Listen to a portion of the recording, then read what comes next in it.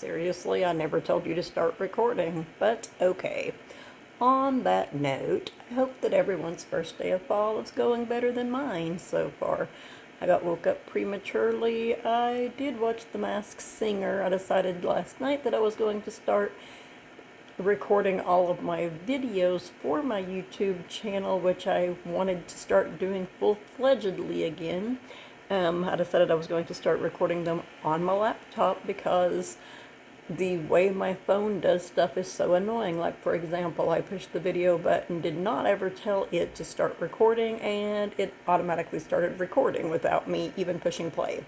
Anyway, and it's showing 44 minutes and 9 seconds, which I guess is the longest that I can record a video right now because of memory issues with my cell phone, which is why I wanted to use my computer for this, but my laptop has no startup menu on it, and the Google Chrome thing finally opened, but it didn't open a browser, which I clicked about 12 times. That being said, enough of my belly aching, right? So there is a new season of The Masked Singer, season 8. The premiere was on last night. I watch it on Hulu, so I do my videos a day late. They once again have a new format, which right at the current time I don't particularly care for, but I guess we will see. It does at least give some of the people an opportunity to compete against the better performers of the show, I guess. So, Nick Cannon started off by saying basically that there are going to be 26 celebrities on this season. Wow, that's a lot. But then whenever he just explained how they're doing it, the format they're doing it in, that makes more sense. And I'm sorry for the glare above my head, like I said, you know. Anyway. So, the new format is only one of the characters in each night's performance will be moving on as either the king or queen of that episode, and the others will be revealed that night. Now, they started off with 4 people, and the person that continued on, he said, will be returning next week to compete against 2 new people. When they told about the way that they were doing it, I thought they would have 4 people perform each night and eliminate 3 of those people, and I was like, but that doesn't come up to 26, it comes up to 24 or 28. So that had me confused. But yeah, that's the way they're doing it. The one person goes on to compete against 2 new people. So a lot of people are getting revealed a lot faster than would normally be. And yeah, so 3 of them were supposed to be revealed on the premiere episode, and they actually did not reveal all 3 of them. I will talk more about that later on, but, you know, I don't know if I'm going to like this new format or not, but they made the decision, so we'll find out. So I guess there being 26 people and the way that they are doing it explained why the previews showed so many characters. Like, I saw 3 or 4 different previews for the season, and I was like, oh my gosh, there are so many characters on there. I can't even take note of what any of them are because it's showing them so fast. And I was like, but that's okay. And I had planned to do a couple of pre-season videos, which I didn't get around to, of course, but... So, the first character that was on last night's episode, the premiere episode, was the harp, which is a very interesting costume. One of the panel members said that she looks young, and as she said that, I was thinking she must be at least 60 or 70 years old, which I've changed my mind on, by the way. It partly had to do with the way she was moving, but I did not realize that the harp was like on her back at that time, which it is. So, she said that as a teenager, she auditioned for the biggest show in the world, and I was going Kelly Clarkson. And because my mind, as with several of the panelists, automatically went to American Idol. Sorry if you can hear my fan noise. It's really hot in my bedroom, even though it's like 72 degrees outside right now.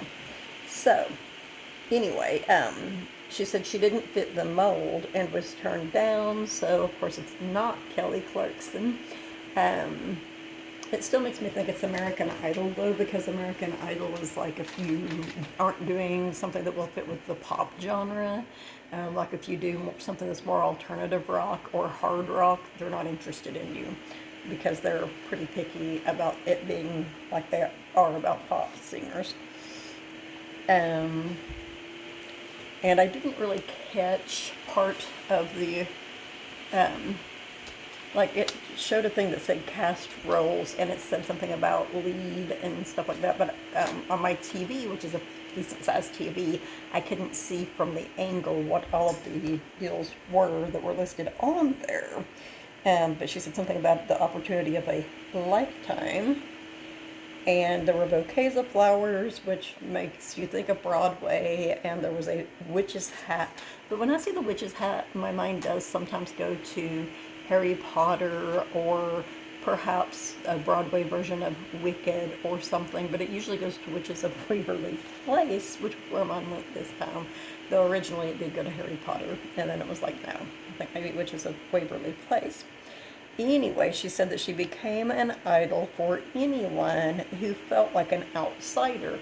And now when she said that, my mind went to Adele, um, because Adele used to pride herself on being different, and she has talked about how she had a hard time um, getting anywhere in the music industry because of her body shape and various other things.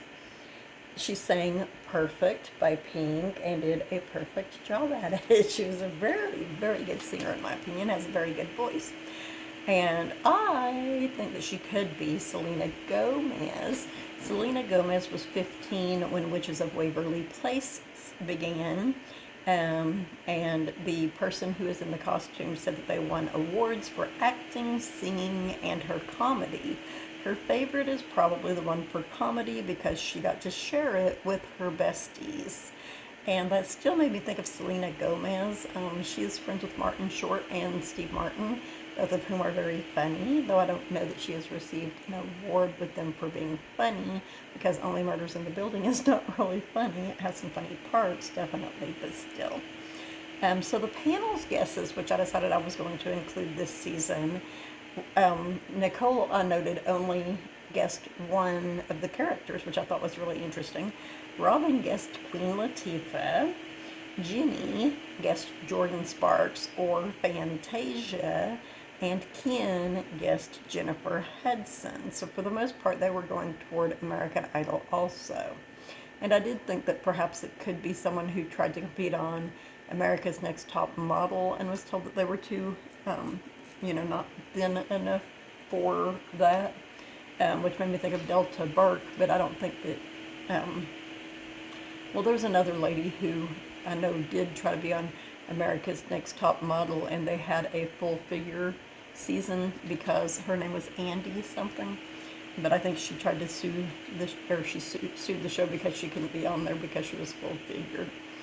But yeah, I'm still leaning towards Selena Gomez. I'm trying to think. I know she was on a couple of other things before she was on Witches of Waverly Place, but Witches of Waverly Place was definitely her opportunity of a lifetime. That was her big role, and she sang the theme song along with acting on the show. So, and I was also kind of thinking, Anne Hathaway was in the movie Witches, but her parents are both in acting and directing and stuff like that, so I don't really know that she would have had trouble getting into that unless it was singing she was trying to get into and she couldn't get into that. But I do think right now that she is possibly Selena Gomez, most likely. So, this is where I made the note that there are 4 characters per episode, and the next one that was on this one, but there's not actually 4 per episode, there were 4 on this episode. Anyway, the next character this episode was the hedgehog, and the first thing they showed was a great big snake. There was a nightclub. There was a building that I was trying to figure out where it was located. It was like, I think it's either in France or London, but I wasn't sure what building it was. So I was hoping one of the panel members would say something about that building, but they did not.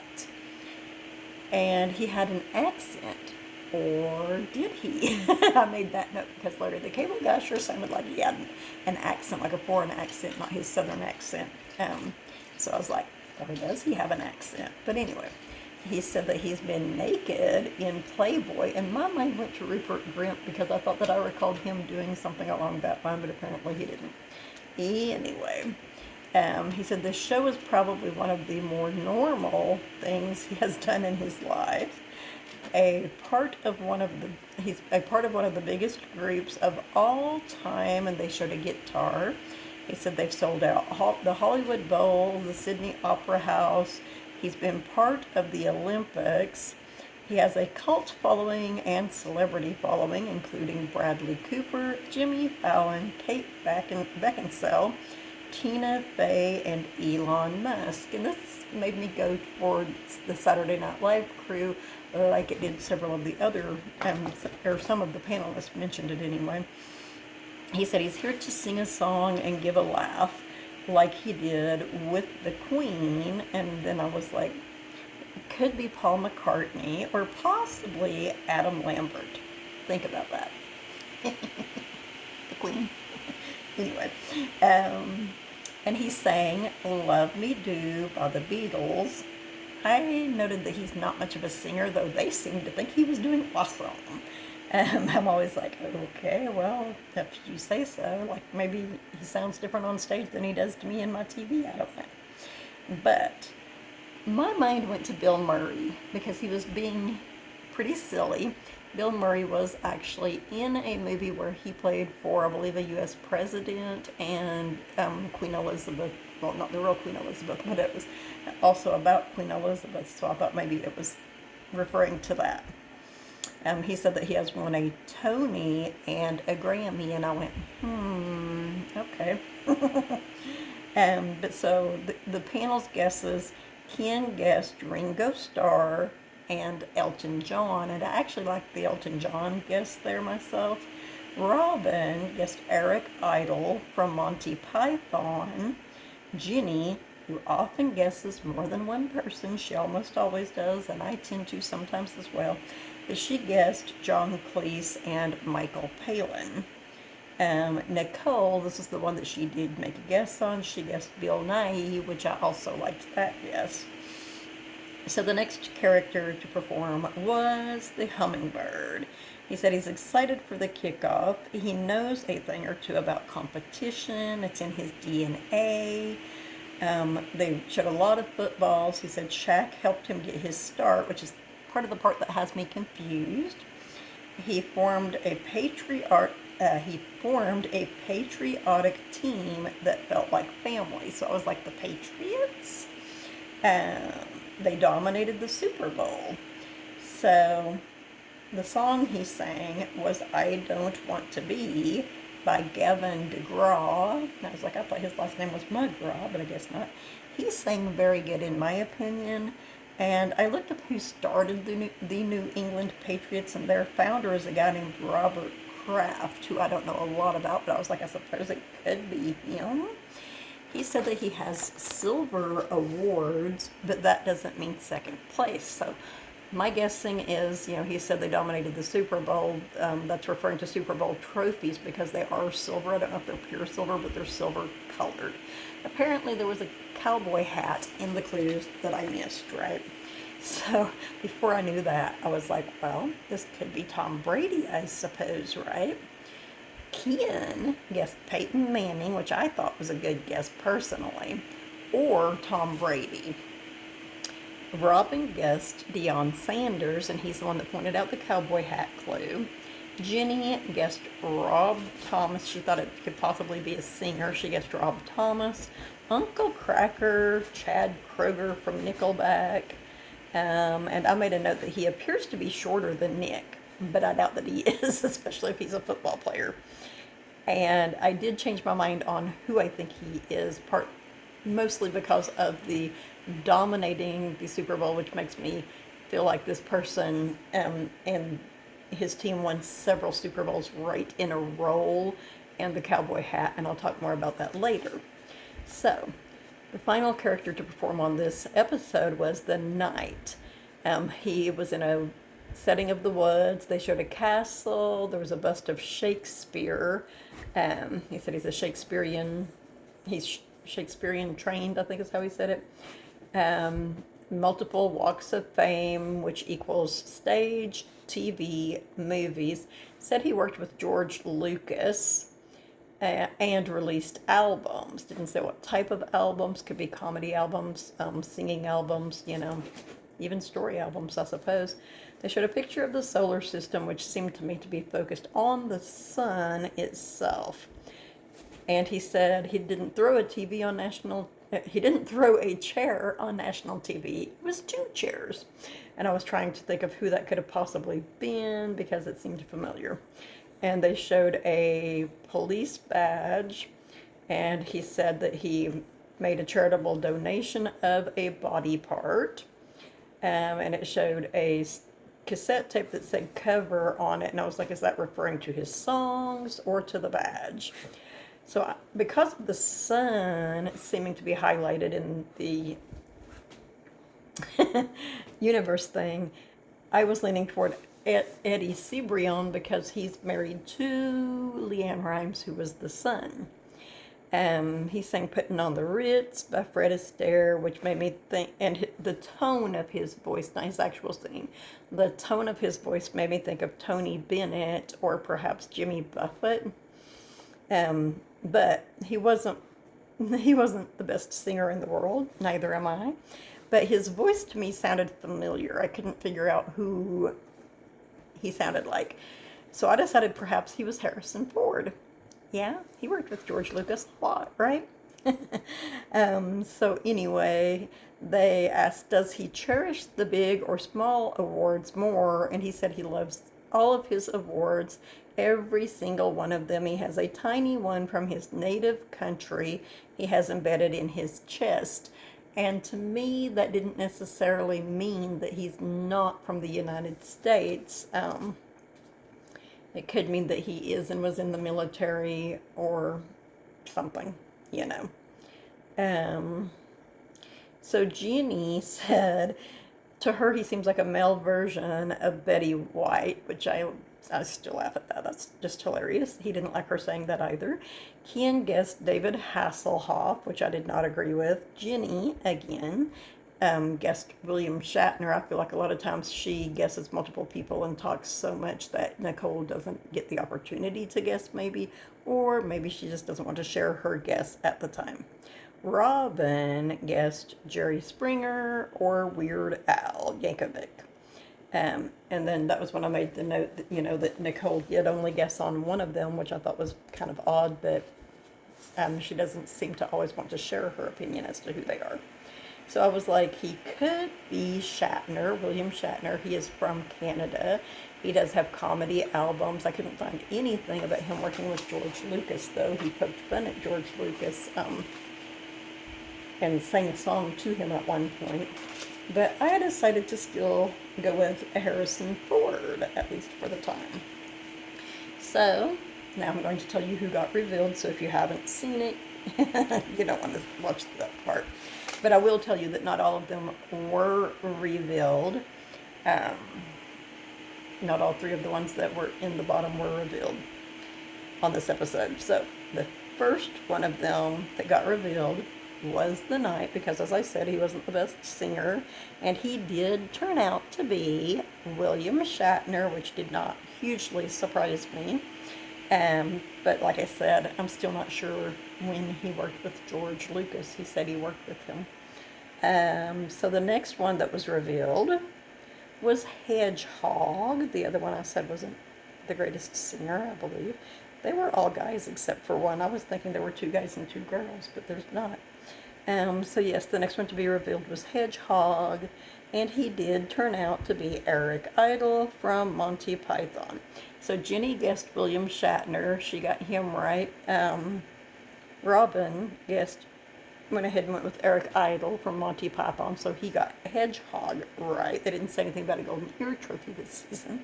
And the last one that was revealed was Hummingbird, who actually was not revealed this week, so they must be going to reveal him next week at the first of the episode. They've done that some.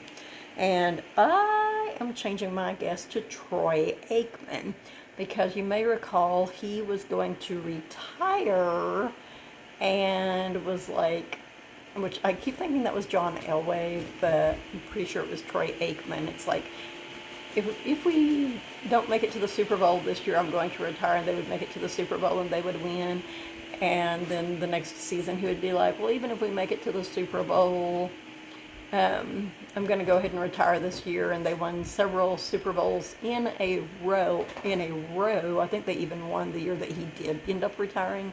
So for that reason, I feel like they dominated the Super Bowl more than New England because New England has won several, but not necessarily in a row. So I am going with Troy Aikman. And I don't know if Troy Aikman's career would have started because of Shaquille O'Neal. I don't know if he even knows Shaquille O'Neal, though I know that Troy Aikman does do the Christian athlete thing where they mentor youths, because I met him when I was working at a grocery store, and he was in Fayetteville, Arkansas one time, and he came through my line at the store to buy some stuff. Had he not used a credit card, I would not have recognized him.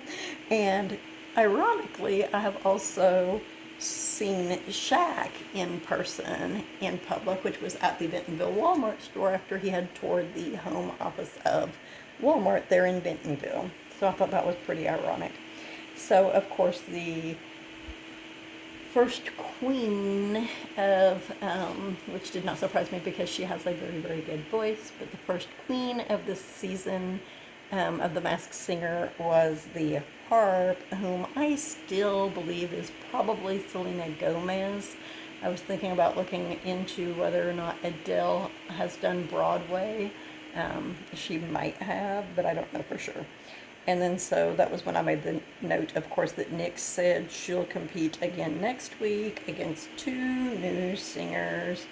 And to me, this format is just very weird. So that is what I have for episode 1 of season 8 of The Masked Singer. And I try not to show my legs in these videos and stuff, but I'll do it anyway. Hopefully I can figure out what's going on with my laptop here, and I will start using it.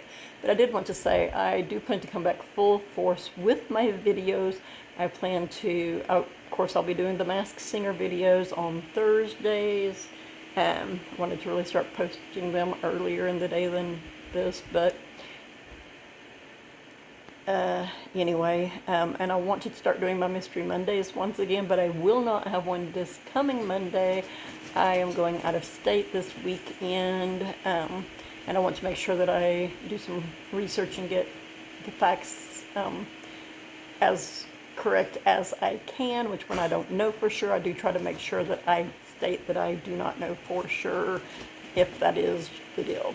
But the first one I want to do is a review of one of the cases I have talked about a lot in the past, and the majority of people probably already know what has happened with it, but that's the Kylan Schulte and Crystal Turner case. And I do also plan to try and start doing my Positive Thinking Thursdays ones again, but I'm going to change the day that I'm going to do them on, and I will have to figure out on that, and I'm not sure exactly when I will be doing that. And I'm going to try and post more videos of my grandson, my dogs, various other things. If there is anything that you would like for me to cover, let me know, assuming you haven't already stopped watching the video, that is. Until next time, everyone have a great whatever time of night or day it is in your part of the world. Stay safe, and I forgot what the other line is that I said. Just stay safe.